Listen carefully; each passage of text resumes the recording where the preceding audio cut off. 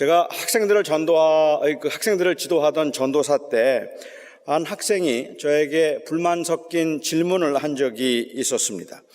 참 열심이었고 헌신적인 학생이었고 주님을 참 사랑하던 학생이었는데 자기 학교에 성적도 좋지 못하고 가정 환경도 좋지 않고 행실도 바르지 않아서 소위 말하는 불량 학생으로 낙인 찍힌 친구가 있었답니다. 그 친구가 너무 안 됐다는 생각이 들어서 친하게 아주 잘해주고 그리고 집으로 데리고 와서 같이 놀기도 했답니다. 그런데 장로님이셨던 이 아버지가 자기 아들이 교회 다니지 않는 불량한 학생과 어울리는 것을 원치 않아서 그 아버지는 자기 아들이 그 친구를 만나는 것도 반대했을 뿐만 아니라 집으로 데려오지 못하도록 했습니다. 그러나 아이들과 어울리면 탈선할 수 있다는 것이 아버지의 염려였습니다. 여러분은 이런 아버지의 마음을 이해하실 수 있습니까? 그 학생은 저에게 믿지 않는 친구가 어려운 일이 생기면 주일날 교회에 나가는 것보다 그 친구를 위해서 아르바이트를 대신 해주는 것이 오히려 그리스도인다운 모습이 아닌가 물었습니다. 불량하다는 학생들의 친구가 되어주지도 못하고 친구가 되지도 못하게 하고 그들과 교제하는 것도 반대하면서 하나님은 사랑이라고 말하고 교회에 나오라고 전도하는 것은 명백한 모순이고 위선이 아니냐고 물었습니다. 그러면서 그 학생은 자기 아버지가 이 옷장에 술을 감추어 놓고 몰래 마신다는 거예요. 술을 감추어 놓고는 먹는 걸 자기가 여러 번 보았는데 사람들 앞에서 술을 마시지 않아서 거룩한 척 하면서 술을 마시는 그 친구를 못 만나게 하는 것은 이해가 되지 않는다고 했습니다. 여러분은 이 학생의 고민은 이해가 되십니까? 술이 종교적이고 도덕적인 거룩함의 척도가 된 것도 애석한 일이기는 하지만 믿는 사람들과 믿지 않는 사람들과 교제하지 않고 믿는 사람들끼리만 서로 교제하는 것을 경건이라고 생각하는 것도 참으로 애석한 일입니다. 그건 못지않게 애석하고 안타까운 일은 그리스도인들이 사람들에게 선한 영향력을 줄 수 있다는 사명으로 교회가 교인들을 세상으로 자꾸 내보내려고 하는 것이 아니라 이 세상에 살면 악한 영향을 받을 수 있다고 해서 교인들을 세상에서 끌어내어서 세상 사람들과는 상관도 하지 말고 세상 사람들과 어울리지도 말고 주로 교인들과만 어울리고 교인들하고 같이 교제하는, 그래서 안전하게 신앙생활을 하라고 말하는 것, 그것도 참 애석한 일입니다. 이단들은 기성교회의 교인들을 끌어낼 수 있다고 생각을 해서 자기의 교인들을 기성교회에 보내기도 하고, 그리고 기성교회의 교인들을 적극적으로 만나도록 해서 전도하도록 하고 포교하도록 하고 있지만, 기성교회는 자기의 교인들이 이단들을 만나면 그들에게 넘어갈 것을 염려해서 아예 못 만나게 할 만큼 이단들의 모임이 교회보다 더 강하고 그리고 잘 훈련되어 있고 확신에 찬 사람들이라고 생각을 하고 있습니다.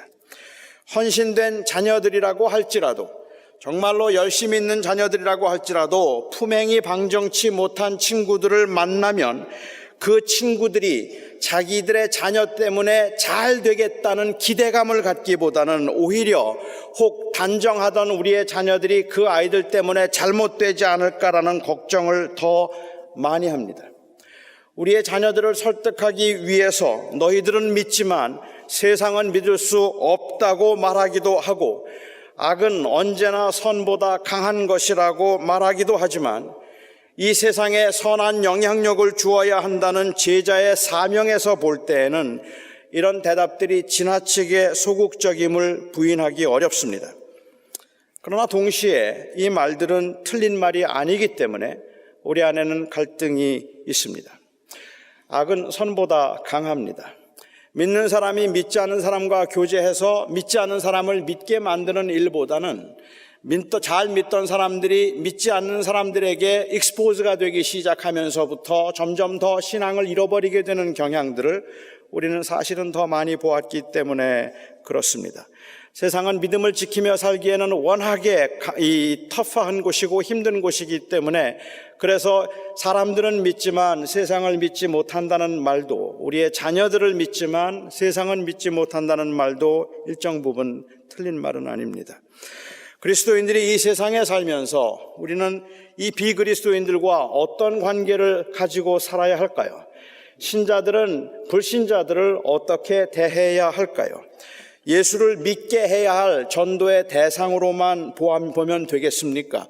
내가 만나는 모든 사람들은 내가 전도해서 예수를 믿게 해야 될 대상으로만 생각하면 될까요? 아니면 이들은 신앙생활에 그 유혹과 혼란을 주기 때문에 우리가 피해야 할 경계의 대상으로 보아야 할까요? 그렇지 않다면 그냥 세상에서 함께 협력하며 살아야 할 상생의 대상으로 보면 되겠습니까? 예수님께서 말씀하신 모든 민족을 제자로 삼아 아버지와 아들과 성령의 이름으로 세례를 베풀라고 하신 말씀을 대할 때는 우리가 만나는 모든 불신자들을 다 전도의 대상으로 보아야 할 것 같고, 오늘 본문 말씀인 믿지 않는 자들과 함께 멍에를 매지 말라고 하신 말씀을 대할 때는 모든 불신자들은 다 우리가 피하고 경계해야 할 대상으로 보아야 할 것 같습니다. 세상에 있지만 세상에 속하지 않았다는 주님의 이 말씀은 이런 긴장 상태를 아주 잘 보여주는 말씀임에 틀림이 없을 것입니다. 그래서 우리는 이 땅에서 믿지 않는 사람들과 잘 어울려서 전도를 해야 된다는 생각을 하다가도 또 그들과 함께 어우러짐이 우리의 신앙에 별로 도움이 되지 못한다는 생각이 들기 때문에 피해가는 그러한 경향도 우리 안에는 있습니다. 바울이 미숙한 이 교인들을 걱정해서 한 말이었다고 해도, 그래서 오늘 본문 말씀은 참 석연치 않은 부분이 너무 많습니다. 믿지 않는 자와 멍에를 함께 매지 말라고 하시면서 말씀하셨던 그 세 가지 비유가 너무 강력하기 때문에 믿지 않는 자들과 상종도 하지 말라는 주님의 이 말씀이 우리에게는 굉장한 부담으로 다가온다는 말입니다.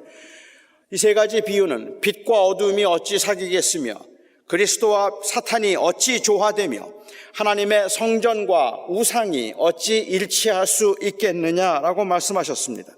이 말씀은 적당히 조심하면서 상생하라는 말씀이 아니라 오히려 아예 상종을 하지 말라는 말씀입니다. 섞여도 안 되고 함께하는 부분이 있어도 안 된다는 말로 들린다는 겁니다. 믿는 자와 믿지 않는 자는 극과 극이기 때문에 믿는 자들은 그리스도에게, 믿지 않는 자들은 사단에게 속해 있기 때문에 믿는 자들은 빛이요 믿지 않는 자들은 어둠이기 때문에 그들이 어찌 상종하며 그들이 어찌 함께 교제하며 그들이 어찌 함께 시간을 보낼 수 있겠느냐고 말하는 것처럼 들린다는 말입니다. 그런데 여러분, 정말로 바울이 그 말을 하고 싶었던 걸까요? 믿는 사람들은 믿는 사람들끼리만 교제하고 믿지 않는 사람들하고는 교제하지 말라는 의미였을까요? 고린도 교회 교인들 중에는 바울의 이 말을 오해한 사람들이 있었던 것 같습니다. 아마도 이와 비슷한 말을 바울은 고린도전서를 쓰기 전에 한번 했던 것 같아요. 그 바울이 믿지 않는 자들, 아니면 우상 숭배하거나 악을 행하고 속고 빼앗는 자들과 교제하지 말라 하는 이 말씀을 했을 때, 그러면 어떻게 우리가 이 세상에 살 수 있는가 물었던 사람이 있습니다. 그래서 고린도전서 5장 9절부터 10절에서 바울은 이렇게 이야기를 했습니다. 내가 너희에게 쓴 편지에 음행하는 자들을 사귀지 말라 하였거니와, 이 말은 이 세상에 음행하는 자들이나 탐하는 자들이나 속여서 빼앗는 자들이나 우상 숭배하는 자를 도무지 사귀지 말라 하는 것이 아니니, 만일 그리하려면 너희가 세상 밖으로 나가야 할 것이니라. 그 당시에 바울은 내가 그 악을 행하는 자들과 음행하는 자들과 도무지 사귀지 말라고 말했던 것은 이 세상에 믿지 않는 사람들과 사귀지 말라는 말을 했던 것이 아니라, 교인이라고 불리우는 사람들 중에, 교회에 들어와 있는 사람들 중에 예수를 믿는다고 말하면서도 음행을 일삼거나 거짓되고 악한 일을 행하는 자가 있다면 엄히 책망하고 경계하여서 그러한 일들이 교회에서 행해지지 못하도록 하라는 말이었다라고 설명을 했어요. 이것은 안 믿는 사람들과 교제하지 말라는 말이 아니라, 교회 안에서 믿는 사람들이 안 믿는 사람처럼 행하면 그것을 경계하라는 의미였다라고 이야기를 했습니다. 하지만 오늘 본문에 있는 말씀은 바울이 이미 그렇게 설명하고 난 다음에 또 믿지 않는 자들과의 관계를 설명하고 믿는 교회 안에 있는 믿는 자들과의 관계를 설명하고 있다고 보기는 좀 어려울 것 같아요. 오늘 본문에 있는 말씀은 교회 안에 있는 불신자 같은 사람들이 아니라 사실은 교회 밖에 있는 사람들을 이야기하고 있는 겁니다. 불신자들을 말하고 있는 것이죠.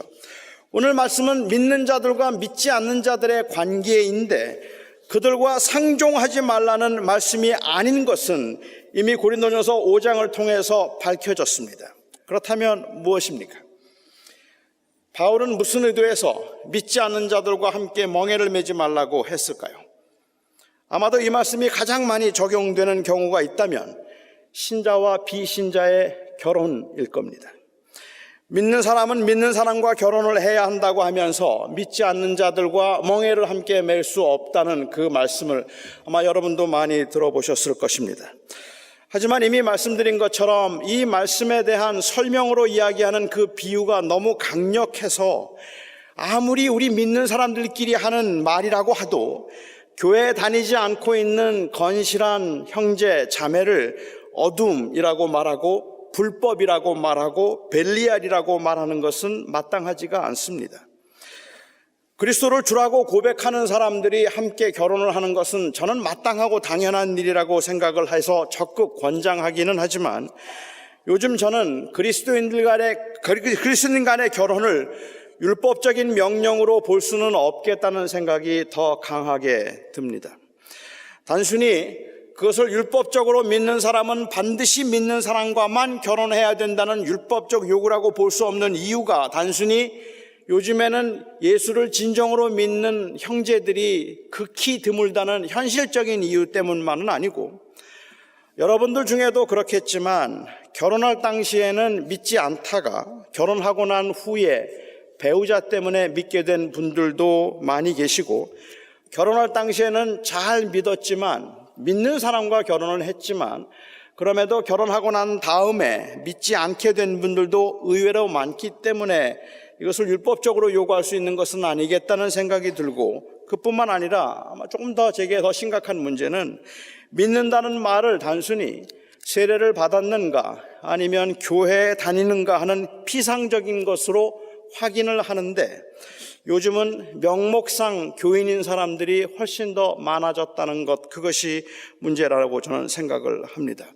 그러니까 우리는 교회에 다니고 있는가, 세례를 받았다면 그 사람은 기독교인이니까 되었네라고 이야기를 하고 결혼 상대로 가능하다고 생각을 하는데 실제로는 예수 그리스도께 그의 인생을 맡겨본 적도 없고 그리스도를 주라고 믿고 진정으로 고백하지 않은 이름만 그리스도인이고 그냥 교인인 사람들이 너무 많은데 우리는 그것을 구분해내기가 쉽지 않더라는 말입니다. 저는 그리스도인들이 성경적인 결혼관을 가지고 있다면 그렇게 헌신한 같은 이 결혼관을 가지고 있는 그리스도인들을 결혼의 대상으로 생각하는 것이 당연한 일이라고 믿지만 그래서 교회에 다니고 있는가 아니면 세례를 받았는가로 결혼이 교회에서 합법화되고 비합법화되는 것은 아니라는 생각이 듭니다. 게다가 사도 바울은 고린도전서 9장에서 아주 흥미로운 이야기를 한 바 있습니다. 그는 유대인에게는 유대인처럼 되었고 율법이 없는 자들에게는 내가 율법 아래 있는 자들에게는 내가 율법 아래 있지 않지만 율법 아래 있는 자처럼 되었고 율법이 없는 자들 앞에서는 내가 그리스도 안에 매인 자이긴 하지만 그럼에도 나는 율법이 없는 자처럼 그들을 대했다라고 이야기를 했습니다. 이 말은 좋게 이야기하면 관용과 표용이지만 나쁘게 말하면 타협입니다. 굳이 구별하자면 그 목적이 자기의 유익과 편리에 있다면 그것은 타협이고 다른 사람의 유익을 위한 것이라면 그것은 용기 있는 희생이라고 부를 수도 있을 겁니다. 물론 그것이 정말로 남을 위한 일인지 아니면 자기를 위한 일인지 그 속을 알 수가 없기 때문에 함부로 판단할 수 있는 일은 물론 아닙니다. 그러나 분명한 것은 바울은 그들의 영혼을 얻고자 함이라는 확실한 명분으로 율법이 없는 자들에게는 율법이 없는 자처럼 했고, 율법이 있는 자들에게는 율법이 있는 자처럼 행했고, 이방인들에게는 이방인처럼 그렇게 행했다고 말을 했습니다. 이 말은 그가 불신자도 만나서 교제하고 이방인도 만나서 교제를 하는데, 그 불신자들과 이방인들의 마음을 얻기 위해서 그들의 마음에 상처가 되거나 그들의 마음을 상하게 만들 만한 말들이나 행위들을 한 적이 없었다는 이야기를 하고 있는 겁니다. 이방인들을 만났을 때는 마치 자기가 이방인인 것처럼 행동을 했고, 그리고 또한 율법이 없는 자들을 만났을 때는 율법이 없는 자처럼 그렇게 행동을 했다고 이야기했어요. 바울은 믿음이 강했기 때문에 절대로 흔들리지 않을 것이라서 불신자와 우상숭배자를 만나서 그들을 친구로 만들어서 전도를 하고 복음을 전했고, 고린도 교회의 나머지 교인들은 믿음이 약하기 때문에 그래서 그들과 교제하다가는 자칫 넘어지거나 흔들릴 수 있어서 그들과 상종도 하지 말라고 말한 것이라고 보기는 어렵습니다. 바울은 나는 믿음이 있기 때문에 이방인에겐 이방인처럼 대하고, 그리고 또한 나는 믿음이 강하기 때문에 율법이 없는 자들에게는 율법이 없는 자처럼 대할 수 있어서 나는 그들에게 흔들리지 않기 때문에 복음을 전하기 위해서 그들과 교제할 수 있었지만, 너희들은 믿음이 약하기 때문에 그들과 교제하다 넘어지니까 그렇게 하면 안 된다는 이야기를 하고 있는 거 아니라는 말이죠. 믿음이 확실한 사람은 불신자와 결혼해도 좋지만, 믿음이 약한 사람은 믿는 사람과 결혼해야 한다라고 그렇게 말을 하는 것, 이것은 그렇게 설득력 있는 적용이 아니라는 거죠. 그렇지만 다분히 제가 생각할 때는 현실적인 이야기이기는 한 것 같아요. 예수를 믿는 사람들이 보여주는 이 어색한 모순이 있더라는 말입니다. 자기의 딸이, 아주 잘 믿는 딸이, 주님께 헌신한 딸이 믿지 않는 사람과 교제를 하거나 믿지 않는 사람과 결혼을 하려고 하면 결사반대합니다. 절대로 그러면 안 되는 거예요. 믿는 사람과만 결혼을 해야 하는 겁니다. 그래서 그것을 결사적으로 반대합니다. 그런데 믿지 않는 자기 아들이 믿는 사람하고 결혼하기를 원해요. 그래서 믿지 않는 자기 아들이 믿는 이 자매를 만나고 있고 아주 헌신된 자매를 만나고 있으면, 그러면 제발 저 자매 때문에 내 아들이 예수를 믿게 되면 좋겠다 생각하고, 또 그렇게 믿지도 않는 자기 아들을 만나주는 자매가 너무 고마워요. 그런데 자기의 딸이 믿지 않는 남자를 만나면 못 만나게 하죠. 절대로 안 되는 그런 어색한 모순도 우리는 볼 수 있을 것 같습니다. 저는 이 이야기는 결혼에 관한 이야기가 아니라고 생각합니다. 그래서 어떤 사람은 여기서 말하는 것이 교인들이 우상숭배하는 자리에 가면 안 된다는 말로 이해를 하기도 합니다. 요즘은 그렇게 심각한 문제가 아닌 것처럼 보이기는 합니다만은, 교인들이 이 제사에 참석하면 안 된다는 프루프 텍스트로 가장 많이 사용되었던 것이 오늘 본문 말씀입니다. 그러니까 예수 믿는 사람들은 믿지 않는 사람들이 하는 그러한 그 우상을 숭배하는 그 제사 자리에 들어가서 절을 하거나 거기에 함께하면 안 된다고 이야기를 할 때 프루프 텍스트로 믿지 않는 자와 함께 멍에를 매지 말라고 하는 이 말씀을 많이 사용했었습니다. 고린도 교회는 이 문제가 제법 심각해서 온 도시를 들썩거리게 하는 그 우상 숭배를 하는 축제가 열리면 우상을 섬기지는 않았지만 그와 같은 축제에 참석해서 함께 즐기고 함께 마시던 그러한 교인들이 제법 많이 있었습니다.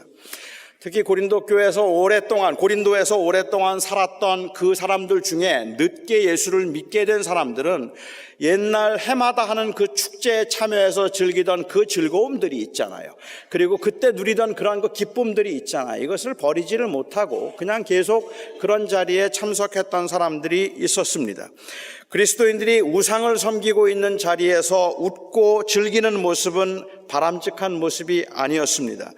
물론 그 당시에도 사람들은 그것은 우상을 섬기는 것이 아니라 그냥 민속적인 축제라고 말하고 그렇게 이 또한 전통적인 행사라고 말을 하기는 했어도 그리스도인의 향기와 빛을 드러내는 모습은 아니었기 때문에 교회적으로 그와 같은 우상을 섬기는 축제의 자리에 교인들이 많이 가서 웃고 즐기는 것에 대해서 바울은 고린도전서에서 그것을 이제 피하도록 요구를 하고 경계한 바 있습니다.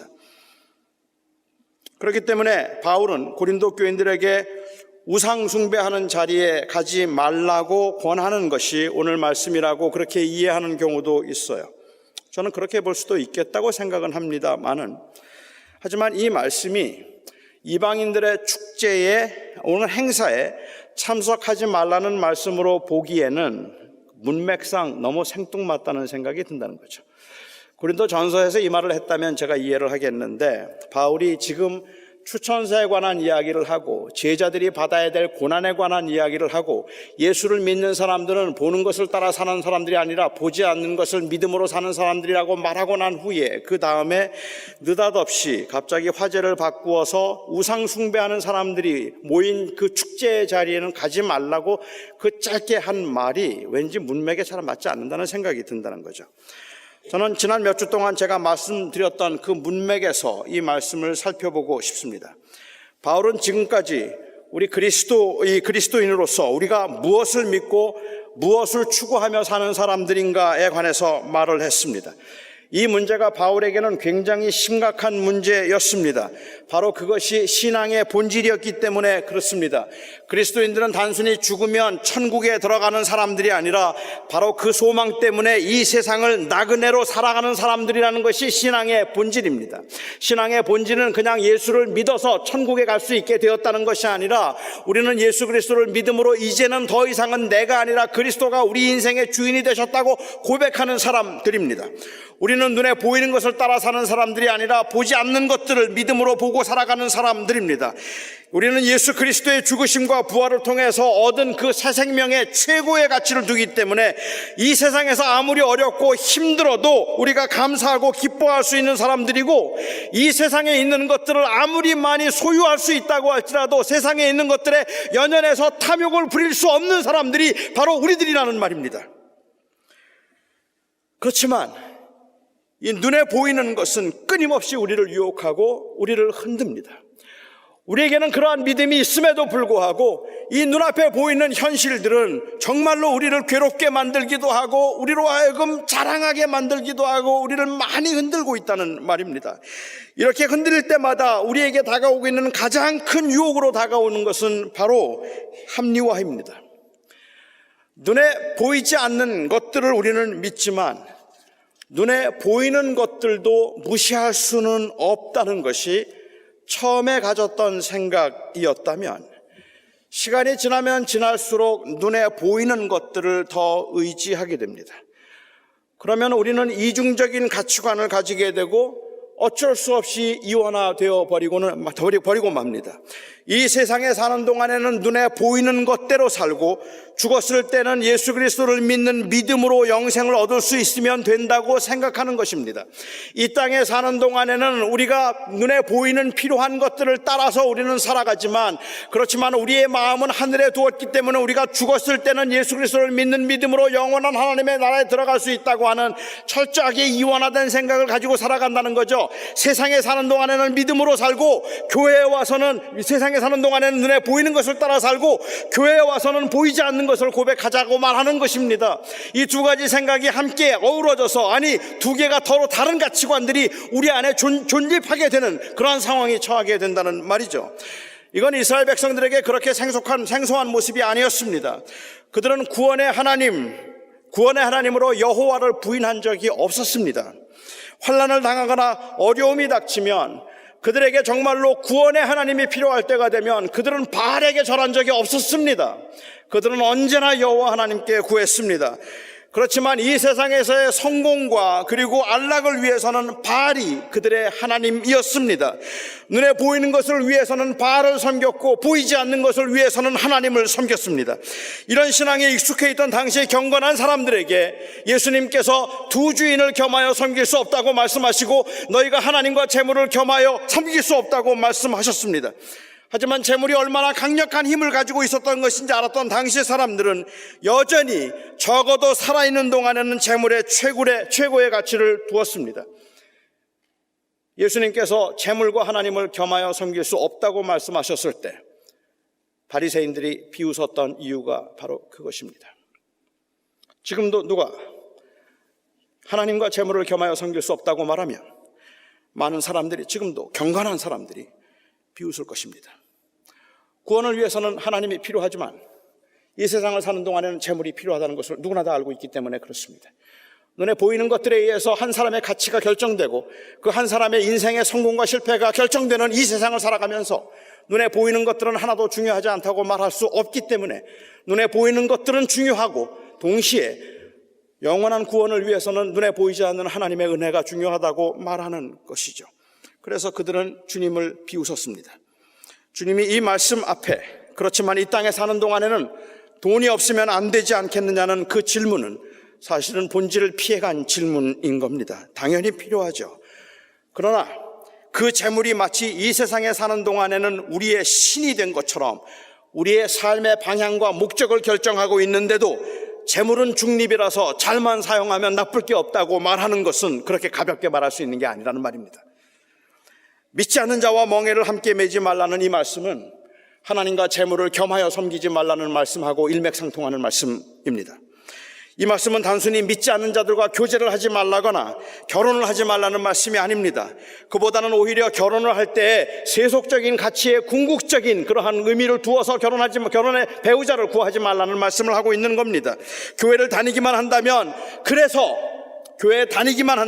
그래도 돈 많고 장래가 촉망되는 젊은이를 배우자로 택하는 것이 더 낫다고 말하는 것이 아니라 한 사람의 가치를 눈에 보이는 것들에 두지 말라고 말하고 있는 겁니다. 얼마나 많은 경우에 예수를 믿는다는 그 사실을, 교회에 다니고 있다는 것을 그냥 하나의 necessary option 정도로 생각을 해서 교회에 다니기만 한다면, 그렇다면 잘 살고 잘 되고 그리고 장래가 촉망되는 사람들이 더 낫다고 생각을 하죠. 이 말씀은 단순히 예수 안 믿는 사람들은 친구로 사귀면 안 된다는 말을 하는 것이 아니라 그들이 말하는 가치관이 믿는 자들의 가치관이 되어서는 안 된다는 말을 하고 있는 겁니다. 하나님을 인정하고 천국의 소망을 두고 산다고 말하면서도 외모로 사람을 판단하고 소유와 신분에 의해서 성공과 실패를 말하는 그런 빛과 어둠이 공존하는 것이고 그리스도와 벨리알이 좋아하는 것이고 하나님의 성전과 우상이 일치하는 것입니다. 우리는 내가 그들 가운데 거하여 두루 행하며 나는 그들의 하나님이 되고 그들은 나의 백성이 되리라고 하신 그 약속이 예수 그리스도를 통해서 완성되었음을 믿고 사는 사람들입니다. 압니다. 목사님, 아무리 그래도 돈은 필요합니다. 그러니까 목사님은 돈 없어도 살 수 있습니까? 이런 질문 앞에 무거운 산이 가로막혀 있는 것처럼 답답하고 불안한 것이 우리의 인생인 것을 우리는 압니다. 하지만 저는 그 돈도 재물도 하나님의 손에 있다고 믿습니다. 주님께서 재물과 하나님을 겸하여 섬기지 말라고 하신 말씀은 그 재물과 하나님을 겸하여 섬기지 말라는 말씀은 하나님을 믿으면 재물을 버리고 재물을 믿으면 하나님을 버리라, 이런 말씀을 하신 것이 아닙니다. 하나님께서 재물과 하나님을 겸하여 섬기지 말라고 말씀을 하실 때 주님께서 말씀하셨던 의도는 무엇인가 하면 하나님을 섬기면 재물은 없어야 되고 재물을 섬기면 하나님을 믿지 않는 것이라는 그런 말을 하고 있는 것이 아니라 이 세상에 사는 동안에는 재물을 섬기고 죽어서는 하나님을 믿는다는 이중적인 잣대, 그 가치관을 갖지 말라는 말씀인 겁니다. 여기서 말씀하고 계신 겸하여 섬길 수 없다는 이야기는 우리가 가지고 있는 이 더블 스탠다드가 문제가 된다는 말씀입니다. 재물이 그만큼 강력한 것이기는 하지만 예수님께서 하나님이라고 부를 만큼 강력한 것이기는 하지만 그건 역시도 하나님의 것입니다. 문제는 그것을 하나님처럼 섬기도록 만드는 사탄의 유혹입니다. 마귀의 목표는 사람들이 마귀를 섬기도록 하는 것이 아닙니다. 마귀의 궁극적인 목표는 마귀를 섬기도록 하는 것이 아니라 하나님을 섬기지 못하도록 하는 것입니다. 사람들로 하여금 하나님을 섬기지 못하도록 하는 것이 마귀의 궁극적인 목적인데 그 하나님을 섬기지 못하도록 만들기 위해서 마귀가 택한 최고의 전략은 사람들로 하여금 자기 자신을 섬기게 만드는 것이었습니다. 사람들은 마귀는 섬길 마음이 없지만 자기 자신을 섬길 마음이 있습니다. 아담과 하와에게 마귀가 내가 하나님처럼 되리라고 했던 그 유혹의 그 본질입니다. 그래서 이 세상 사람들은 다 자기를 위해서 삽니다. 그리스도인들은 더 이상 자기를 위해서 살지 않습니다. 이 세상 사람들은 자기의 소견에 옳은 대로 삽니다. 그리스도인들은 하나님이 기뻐하시는 대로 살기로 한 사람들입니다. 알죠? 얼마나 유혹이 많은지 알고 얼마나 힘들어서 우리가 얼마나 자주 넘어지는지 알죠? 하지만 우리에게 10번을 물어보아도, 우리에게 100번을 물어보아도 우리가 하고 싶은 대답이 있다면, 내 현실에서는 그렇게 살지 못하는, 그래서 넘어지는 답답함이 있기는 하지만, 그럼에도 불구하고 나에게 10번을 물어보고 100번을 물어봐도 우리가 하고 싶은 대답, 아니 우리가 마땅히 알고 있는 대답이 있다면 우리는 주님의 것입니다라는 대답입니다. 나는 그리스도를 위해서 삽니다. 그 대답이에요. 그 대답이 자신이 없어서 나는 그리스도를 위해서 살고 싶습니다라고 대답을 하지만, 우리 안에 있는 우리가 다른 것이 있다면 우리는 더 이상은 우리를 위해서 살지 않습니다. 우리는 더 이상은 우리가 인생의 목적이 되지 않는다는 말입니다. 믿지 않는 자와 멍에를 함께 매지 말라는 말씀은 믿지 않는 자와 결혼을 하지 말라는 말씀으로 이해가 될 수도 있겠고, 믿지 않은 자와 멍에를 매지 말라는 말씀은 이방인들의 축제나 잔치나 그러한 파티에 참석하지 말라는 말씀으로 이해가 될 수도 있겠지만, 정말 중요한 것은 그렇게 하지 말아야 하는 분명한 이유입니다. 우리는 더 이상은 우리를 위해서 사는 사람들이 아닙니다. 그래서 궁극적으로는 믿지 않는 자와 멍에를 함께 매지 말라는 말씀은 믿지 않는 자들과 같이 하나님이 안 계신 것처럼, 이 세상이 전부인 것처럼 살지 말라는 말씀입니다. 믿지 않는 자와 멍에를 매지 말라는 말씀은 세상이 보는 대로 결정하는 그 세속적인 가치관을 따라서 살지 말고, 그 세속적인 가치관에 의해서 나의 인생을 평가하거나 판단하려고 하지 말고, 아니 감히 누구도 내 인생을 그 세속적인 가치관에 의해서 성공이니 실패니 판단하지 못하도록 하라는 말입니다. 우리가 가지고 있는 성공은, 우리가 가지고 있는 가장 궁극적인 가치는 바로 예수 그리스도이기 때문입니다. 빛과 어둠이 사귈 수 없고 그리스도와 벨리알이 조화될 수 없다는 말씀은 불신자들과의 시간과 공간의 공유를 금하는 말씀이 아니라 믿는 자들과 믿지 않는 자들의 전혀 다른 세계관을 말하고 있는 것입니다. 우리는 그리스도를 위해서 살기로 한 사람들입니다. 정말로 우리의 마음을 답답하게 만들고, 어쩌면 저와 여러분의 마음속에 지금도 많은 아픔과 눈물이 가능하게 만드는 것이 있다면, 너무 많은 사람들이 예수를 믿는다고 고백을 하고 있는데, 너무 많은 사람들이 예수는 나의 주님이라고 고백을, 예수 그리스도는 나의 구주라고, 그리스도를 믿음으로 구원을 받았다고 말하고 있는데, 그래서 이제는 나를 위해서 사는 것이 아니라 주를 위해서 삽니다라는 이 고백은 하지 않고 있다는 말입니다. 그게 오늘 교회의 모습이라는 말입니다. 그래서 많은 사람들은 요즘 미국 그 복음주의 안에서도 이야기하는 것처럼 I accepted Christ as my Savior, but not as my Lord. 내가 그를 Savior로 영접하기는 했지만 He is not my Lord yet. 아직은 나의 주님은 아니라고 말합니다. 그게 가능한 것이 교회라면 아마 바울은 말할 겁니다. 어찌 그리스도와 벨리엘이 함께 조화를 이룰 수 있으며 어찌 어둠과 빛이 함께 할 수 있겠느냐라고 말하고 있는 것입니다. 사랑하는 성도 여러분, 저는 여러분들에게 다시 한번 도전하고 싶고 다시 한번 진지하게 여러분들이 생각해 보시기를 한번 구하고 싶습니다. 예수 그리스도가 여러분들의 주님이십니까? 정말로 이제는 내가 산 것이 아니라 그리스도께서 하신다는 그 고백이 우리 안에 있습니까? 이 고백이 우리를 살리고 교회를 살릴 것입니다. 기도하겠습니다. 사랑하는 나의 아버지 하나님, 세상의 유혹이 너무 커서 빛과 어둠이 조화를 이룰 수 없고 하나님의 성전과 우상이 일치할 수 없으며 그리스도와 벨리엘이 함께 조화할 수 없다고 그렇게 말씀을 하셔도 아버지 하나님, 우리는 그 말씀 앞에서 아멘이 나오기보다는 오히려 답답함과 불안함이 있습니다. 우리는 사나 죽으나 주의 것이라고 고백을 하면서도 사실은 여전히 우리가 우리의 인생의 주인인 것처럼 생각하며 살아갈 때가 너무 많기 때문에 아버지 하나님, 우리는 고난과 환난 중에 내가 예수를 믿는다는 사실이 아무런 위로도 되지 못하고, 또한 우리의 성공과 그리고 형통함 중에 내가 예수를 믿는다는 사실이 아무런 절제도 가능하지 못하게 만드는 것을 저희는 압니다. 사랑하는 아버지 하나님, 오늘 바울을 통하여서 주님께서 하시는 말씀을 저희가 깊이 들을 수 있게 하여 주시옵소서. 우리가 이제는 새로운 피조물이라 우리를 위하여 살지 않고 그리스도를 위하여서 산다고 했던 그 고백이 우리 안에 살아있어서 이 고백이 슬픔을 이기게 하시고 아픔을 이기게 하시고 외로움을 극복하게 하여 할 수 있는 힘이 될 수 있게 하여 주시옵시며, 이 세상의 형통과 유혹 가운데도 흔들리지 않고 넘어지게 만드는 능력이 될 수 있게 하여 주시옵소서. 예수 그리스도가 우리의 주님이심을 고백합니다.